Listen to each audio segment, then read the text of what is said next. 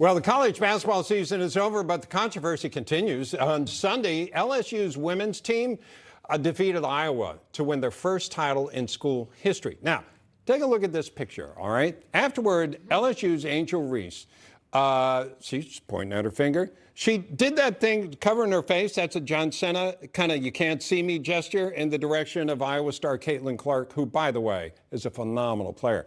The move prompting many on social media to call Reese classless, and then some making it into a racial issue. Now the White House is getting involved. First Lady Jill Biden sticking to the liberal mantra that everyone is a winner. Sounds like participation trophies for everyone. Well, she invited not just the champions, LSU, but the losing team as well for a visit. It's an invitation that the White House was quick to walk back on. And joining us now to discuss is our panel policy analyst and Project 21 member Donna Jackson, Republican strategist Brian Sychek, and of course Laura and Mike are still with us. Donna, I want to start with you here. It seems like anytime there is an incident that happens to involve people of different races, suddenly it becomes a racial issue and nothing else.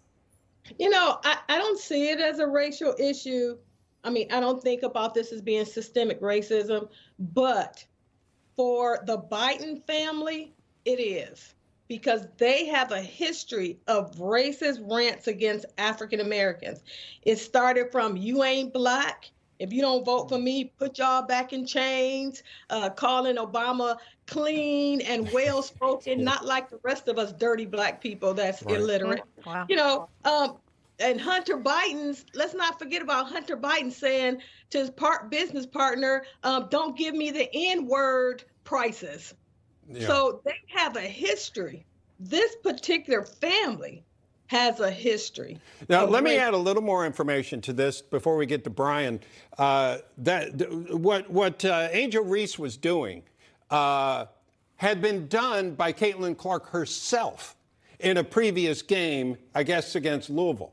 Okay, so it's not like she hadn't done some trash talking herself, and it goes along with the game. And when interviewed, in fact, Caitlin Clark said, hey, it's part of the game. They're a fantastic team. We've got nothing but respect for them. So I just wanted to put that all into it, which is why it was kind of silly on Jill Biden's part, Brian, for her not to know more about the background of what's going on here, because race was being played, because they were picking on Angel Reese for doing the same thing Caitlin Clark had done.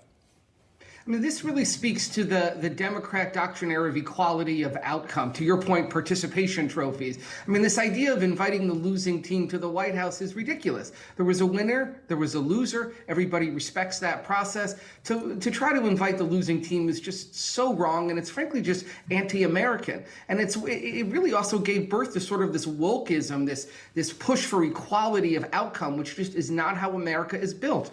The LSU team played a better game. They won the game. They should be the ones to go to the White House. And for Jill Biden to do this is just so absurd and disappointing. As for the racism component, I think Democrats constantly look to wave the racism flag, and frankly, that cheapens the process. Racism does exist in this country. It is a serious problem and one that we should deal with, but we should not force it into every conversation when it doesn't belong there, because it does then cheapen it when it really happens. Yeah, and Laura, it appears that neither club is willing to accept the First Lady's invitation.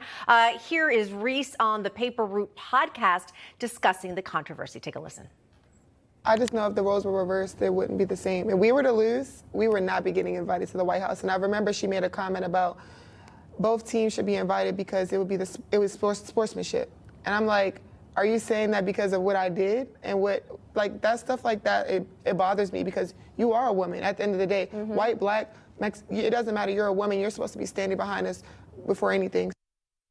Well, first of all, I want to point out that sports might be the last meritocracy. Either you're the best or you're not. There's no bones about it. Either you win or you lose, and there's no massaging that. But I just want to step back and say, how amazing are these young women who played so well? And I kind of like the trash talk. I like that they're getting These into the girls mix are The a guys little good. bit. do it. Why shouldn't Yeah. the women Exactly. do it? Why can't we do it? It's exciting. The adrenaline's pumping. I Women watched. freaking I didn't even win. have a school in it, and I watched this on Sunday because these girls are really good. They're playing some ball now that's worth watching. And by the way, Angel Reese said regarding to this, she said, "We're just going to go see the Obamas." That's how this. Yes, that's how this is backfiring on the Bidens. Yeah, well, Laura, I will point out that anybody who's got kids in youth sports right now understands that they are trying to beat the meritocracy out of youth sports, right? By this idea that everybody's a winner. Yeah. We're not going to keep score. It's ridiculous. But if you've played sports, man, woman, if you've got kids playing sports, boys, girls, you understand that it's competitive, right? Trash talking, as you said, is part of this game. So I suspect that the outroar in part was because in today's world, people just look at something and they don't bother to do any research. So nobody who commented on this in a drastic way bothered to understand that Caitlin had done the same thing. And it's actually not uncommon in sports. No, they were. She was playing the game. Let them play. And this idea that Jill Biden.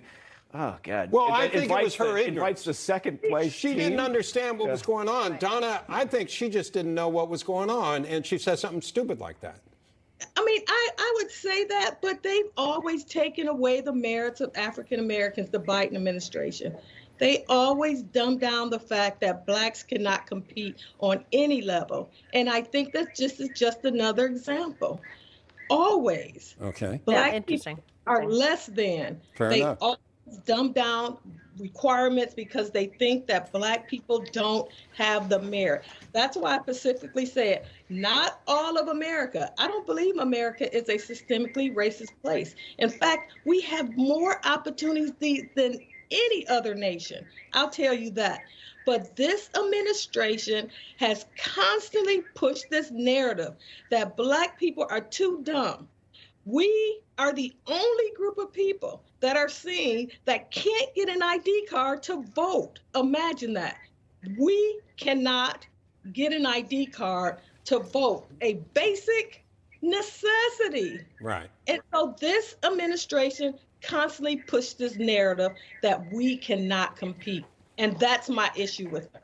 Yeah, I think with that whole idea, the part that I find, I think that's a great point, but also this idea that, somebody other than the champion, you win a championship, you go to the White House. That's what it is, right? Yeah. Absolutely. As Ricky Bobby said, if you're not first, you're last. Ricky Bobby. And you know what? LSU, they blew them out. That final game, they were the better team, no question about that. And both those teams were great. That's right. All right. Donna Jackson, Brian Sychik, thanks for joining us. Great conversation as always. And of course, we want to thank Laura Kern and Mike Baker for being here with us for the hour. Really great having both of you. Thank you.